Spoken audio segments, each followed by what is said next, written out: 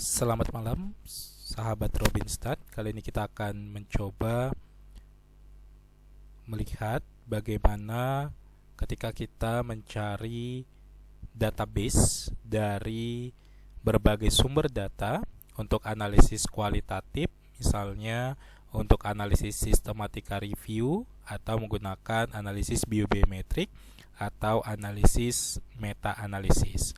Nah, kali ini kita akan membuat aplikasi yang kita bangun memudahkan kita mencari database dan meringkasnya, gitu ya. Jadi kita nanti menggunakan bantuan untuk sebuah package yang akan kita gunakan di RStudio. Nah, kita kasih nama aplikasinya itu nanti sobat Robinstad dapat mendownloadnya, akan kita berikan linknya sehingga dapat digunakan untuk penelitiannya. Nah, kita kasih judul untuk package-nya namanya SRR Bibliometric garis R ya. Jadi dari sini nanti kita ekstrak dulu. Oke, kita ekstrak. Nah, nanti di sini ada hasil ekstraknya aplikasi.r. Nah, sobat riset, sobat Robinstad bisa membuka RStudio-nya. Kemudian kita coba untuk buka file open file gitu ya. Kemudian kita pilih yang tadi nih, yang SRS Bibliometric. Kita klik application R-nya. Oke, dia sudah terbuka. Dan nanti kalau misalkan ada yang perlu diinstal akan diinstal dulu. Nah, kemudian kita tinggal running. Jadi kita run aplikasinya. Oke, jadi sudah terbuka ini aplikasinya. Nah, yang langkah pertama di sini ada penjelasannya, ada beberapa pencarian data SRR, kemudian jejaring bibliometrik, meta-analisis, serta interpretasi menggunakan AI, menyimpan dan mengekspor untuk tindak lanjutnya. Kita mulai dengan analisis.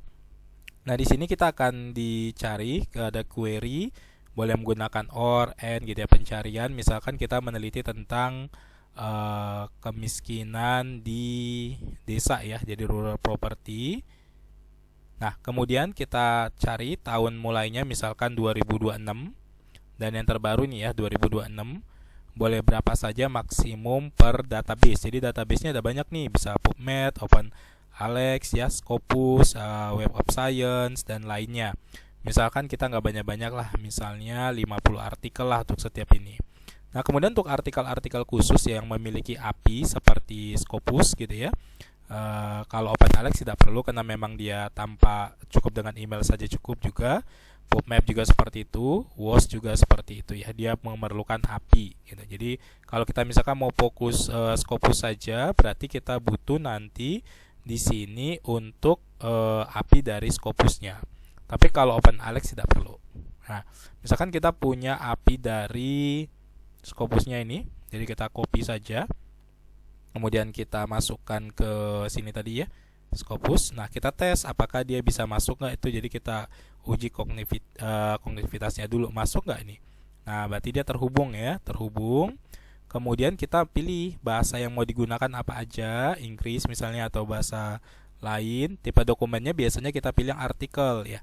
Untuk sistematika review kita kecualikan meta-analisis, buku ya, atau proceeding dan seterusnya. Kemudian statusnya biar bisa kita buka, kita pilih yang hanya open access gitu ya. Kemudian nanti untuk yang prismanya kita klik isi otomatis rinciannya. Nah, kalau nanti kita misalkan mau menganalisisnya memakai AI, nah kita harus juga memiliki API dari AI-nya. Jadi misalkan kita punya Gemini, kemudian kita punya API-nya ya. Kita punya API-nya dari Google ini, Google Studio API-nya, kita copy ya. API-nya di sini kita pakai Gemini, kemudian kita misalkan yang kita pakai itu Gemini 3.5 ya, 3.5. Nah, kita pilih di sini. Nah, kemudian kita uji lagi nih. Nah, kalau mau pakai cloud bisa nggak? Mau pakai ChatGPT bisa nggak ya? Asalkan kita memiliki API-nya ya. Kita uji konektivitasnya terhubung atau tidak. Nah, ini terhubung ya. Nah, kemudian kita jalankan untuk mencari dokumennya. Nanti akan dia mencari. Ya, tadi bisa gabungan yang hanya dari Scopus. Ini misalkan kita khusus dari Scopus atau nanti dari OpenAlex, dari dari PubMed, dari WUS bisa. Nah, ini sudah terdapat nih Nah, ada 50 artikel yang kita perlukan. Tapi sebenarnya dia ada dari 300 banyak artikel yang didapat ya dari 1622. Kita saring yang bahasanya Inggris 313, yang open access itu sebenarnya ada 9800-an gitu ya. Kita bisa mengininya. Kalau mau semuanya juga bisa. Jadi sebagai contoh saja. Kemudian kita analisis SRR gitu ya. Nah, ini Scopusnya dapat nih berapa ini? 10.000 dapatnya ya. Tidak ada yang dihapus, kita hanya mau 50 saja. Nah, kemudian kalau kita mau lihat diagramnya, kita pilih tadi 50, kita klik ya. Kemudian kita buat diagramnya. Nah, udah jadi nih, tinggal kita download. Nah, setelah kita download ya, kita download tuh, nanti bisa kita buka. Mana tadi hasilnya? Kita buka nih diagramnya ya, diagramnya kita bisa buka untuk hasil yang prismanya, tapi kalau mau kita edit juga bisa. Nanti kan bisa diedit ya.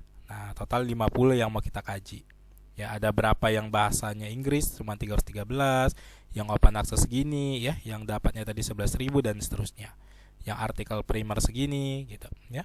Nah, kemudian yang kita lanjutkan adalah untuk menganalisis SRR-nya ya. Jadi misalkan tabel ekstraksinya. Nah, ini yang kita ambil yang 50 ya. Kalau mau munculkan 500 juga boleh ya, tergantung kita lah gitu ya. Nah, kemudian kita lihat di sini. Jadi sudah ada itu judulnya, penulisnya, tahunnya, jurnalnya, kata kuncinya bagi yang ada ya. Kemudian ringkasan temuan, ringkasan ininya. Nah, kita bisa klik juga nih kalau kita mau mengkliknya otomatis. Kalau terhubung tadi ya, kalau ada recordnya. Kemudian daftar pustakanya. Ini juga secara otomatis. Jadi secara otomatis kita bisa klik nih. Ya klik. Nah, dia akan keluar nanti itu jurnalnya. Jadi bisa kita siap download gitu ya. Nah, ini. Nah, yang dia hanya open access. Nah, misalkan kita tadi mau menukar nih, nggak mau pakai yang Scopus lah gitu ya. Kita bisa kembali ke pencarian tuh. Nah, kita hilangkan yang Scopusnya, kita mau pakai PubMap sama OpenAlex yang tidak perlu pakai API-nya ya. Sama juga kita pilih 50 bahasa Inggris dan seterusnya. Nah, dia akan langsung jalan. Kita cari untuk jalankan nih. Ini tadi masih Scopus ya. Kita cari jalankan. Jadi dia kita pilih, nanti boleh gabungan, boleh yang punya, kalau punya API-nya ya, untuk yang WOS, untuk yang Scopus dan lainnya itu bisa kita ambil. Nah, tapi kalau nggak punya ya kita bisa pakai OpenAlex saja. Nah, dia akan memberitahu nih. Nah, PubMap ada sekian nih. Kemudian OpenAlex banyak banget nih ya. Ada 17.699 dokumen ya. Tapi yang kita perlukan 50 aja. Ya kalau mau 100 juga nggak masalah ya. Nah, kemudian kita kembali ke analisis ya. Nah, kita lihat nih tadi sudah ada ya. Nah, diagramnya juga kalau kita mau bentuk dia otomatis. Nih, tabelnya sudah ada ya. Judul, penulis, tahun, kemudian citasinya, sumbernya ini dari PubMap ya. Kemudian tadi kita mau mengisi apa nih? Mengisi ringkasan temuan. Boleh aja manual, kalau udah kita baca, kita klik. Nah, nanti kita tinggal simpan nanti. Nanti bisa di-save ya. Atau kita bisa unduh dulu dalam RIS. Nah, kalau kita mau gunakan aplikasi lain, misalnya nanti untuk bibliometriknya mau pakai Postviewer atau mau pakai Biblioseni, itu boleh aja ya. Tapi kalau kita mau langsung di sini juga boleh. Jadi kita tadi isi otomatis. Nah, isi otomatis dulu dikit aja dulu biar cepat ya. Misalkan 5 mau kita isi otomatis. Ya, mengenai ringkasan temuan, sama mungkin kalau ada penelitian saran penelitian selanjutnya. Jadi dia mengisi secara otomatis. Tapi ingat, kalau ini kita memiliki API dari AI tadi dan tokennya masih ada. Ya kalau enggak ya kita bisa manual gitu. Dia akan mengisi secara otomatis. Nah, ini ya kan. Sudah ada nih penelitian ini hasilnya apa. Gitu. Nah, kemudian gimana kalau kita daftar pustakanya juga ini langsung otomatis ya. Jadi kalau kita klik nih penelitian nih, bentuknya apa, mau pakai EE boleh, Harvard boleh ya, otomatis. Nah, ini udah ada masing-masing punya doi-nya. Nah, kalau punya doi-nya kan berarti bisa kita yakin kita bisa kita download ya, karena kan tadi sudah kita pilih yang open access. Tadi sudah kita screening yang open access gitu. Untuk beberapa artikel nih, ini harus verifikasi manusia dulu.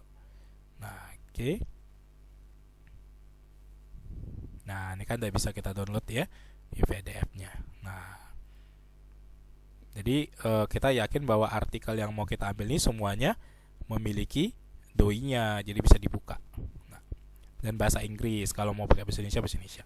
Kemudian analisis selanjutnya, misalnya kita mau pakai yang bibliometriknya, boleh. Misalnya ini keterkaitannya, tinggal kita klik nih, bangun jejaring. Nah, ini sudah ada nih. Dan ada interpretasinya, ada 2 klaster. Nah, interpretasinya apa? Nah, kalau mau pakai AI, ya tadi dengan syarat kita memiliki tokennya ya. Nah, dia butuh token kalau di sini, opsional aja. Tapi kalau misalnya mau yang sederhana bisa di sini. Nah, ini juga bisa kita interpretasikan. Misalnya mau cari apa? Konsistesi nih. Nah, tinggal bangun jejaring. Jadi kita bisa melihat bagaimana keterkaitan tadi antar riset tadi itu. Nah, di sini dia bisa juga menghasilkan nih ya, menghasilkan dari interpretasinya seperti apa. Ada berapa ini nih, lihat dari warna-warnanya. Ini ada 5 klaster ya kan. Kemudian ini interpretasi singkatnya. Kemudian ada lagi tambahan di sini analisis, meta analisis. Cuman kalau analisis meta analisis ini kan sebenarnya dia harus manual, kita baca untuk menentukan angka-angkanya. Misalkan kita mau pakai uji 1 rata-rata, 2 rata-rata, uji proporsi ya, uji 2 populasi, proporsi, uji korelasi, itu bisa.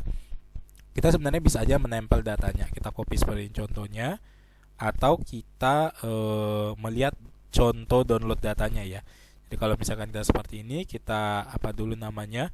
Kita unduh dulu template-nya. Jadi kita unduh template-nya, baru nanti kita unggah ya. Jadi kita bisa menghitung nanti untuk meta analisis. Tapi ya tadi nilainya itu harus manual ya. Jadi kita akan melihat di sini contohnya, kita mengupdate ya. Jadi kita unggah misalnya gini, kita unduh dulu template-nya. Template-nya seperti apa? Ini kita lihat ya. Oke. Nah, misalkan kita mau, ini contohnya dari template-nya ya. Jadi tinggal kita nanti memiliki beberapa studi, misalkan si A, si B, si C ya. Nah, ini contohnya, ada grupnya, ada moderasinya, kita tambah studinya boleh gitu ya. Nama orang atau nama apa gitu ya, 50, 45 lah misalnya ya. 3, ini 1,1 gitu ya. Ini misalnya 3, grup yang kedua ini nilainya untuk nanti meta analisis. Nah, ini kita save. Kemudian kita tinggal ngupload dari sini, browse ya, kita upload tadi ini. Nah, tinggal hitung metanya, klik. Nah, keluar hasilnya, ada interpretasinya. Nah, kemudian mau apa ini, forest plotnya ada interpretasinya. Nah, mau panel plotnya ada, meta regresinya juga bisa ya. Jadi kita pilih variabel moderasinya, misalnya ini, jalankan, ada interpretasinya. Kemudian kalau mau pakai yang subgroup atau multigroup namanya ya, jadi nama grupnya siapa, bisa lebih dari 1 ya. Misalkan penelitian antar wilayah, misalnya penelitian untuk pendidikan tinggi, pendidikan rendah gitu ya. Jadi jenis pendidikan atau daerah asal atau macam-macam lah, itu bisa dijadikan grup ya. Ini tadi dinamakan grup saja. Kalau lebih dari 1 bisa kita lakukan. Nah, udah, tinggal analisis multigrupnya. Ini grup 1, grup 2, dan ada interpretasi singkatnya. Ini ya, interpretasi singkatnya. Mau pakai AI juga bisa, tapi kalau kita yakinkan AI kita tokennya ada gitu. Kalau nggak ada ya nggak bisa, kita pakai yang manual untuk interpretasinya. Nah, demikian untuk yang penggunaan dari aplikasi package untuk SRR, bibliometrik, dan sistematika review yang menggunakan meta analis juga secara sederhana. Tapi dia juga nanti bisa dari hasil dari data kita ini yang sudah kita lakukan SRR-nya ini, bisa kita unduh, bisa kita analis lebih lanjut juga dengan menggunakan aplikasi-aplikasi lain ya, yang free juga seperti Postviewer atau menggunakan Biblioseni atau apapun itu, bisa juga setelah kita unduh tadi nih. Yang tadi untuk si database-nya ya. Nah, di sini juga kita bisa menyimpan dari hasil kita tadi itu ya. Kita bisa simpan untuk dari masing-masing analisis yang sudah kita lakukan.